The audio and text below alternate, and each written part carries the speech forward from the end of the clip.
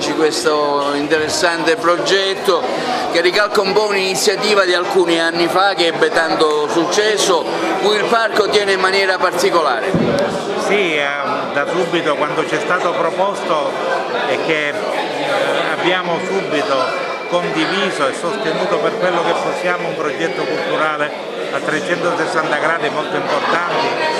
Sì, negli anni passati lì si sono fatte attività culturali.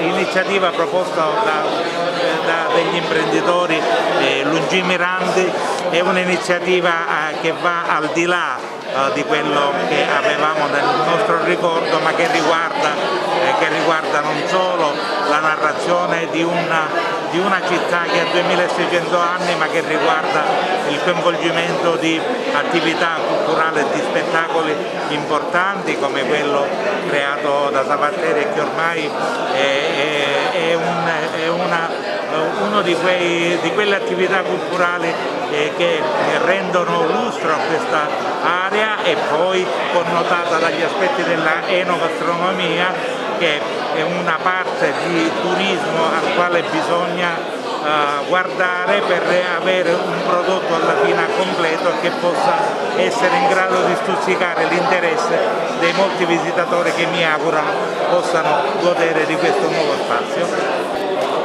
Chef, un'interessante iniziativa a cui lei dà la sua grandissima collaborazione professionale. Non potevo tirarmi indietro, un progetto unico nel suo genere, bellissimo, dove grandi professionisti uniscono le loro esperienze per dare luce a uno spettacolo unico nel suo genere e che darà sicuramente traino a quello che è la proposta gastronomica e turistica a questa città. Oggi una conferenza stampa per questa iniziativa molto interessante, sì, che riprende l'idea già di qualche anno fa dello STOAI, di uno spettacolo, insomma un'iniziativa che ha anche un forte pregio culturale e turistico. Sì, la speranza è assolutamente questa.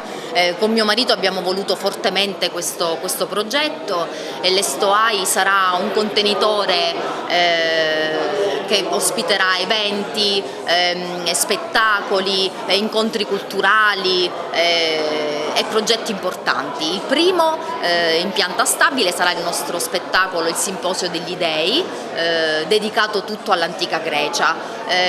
Sarà in pianta stabile almeno fino ad ottobre.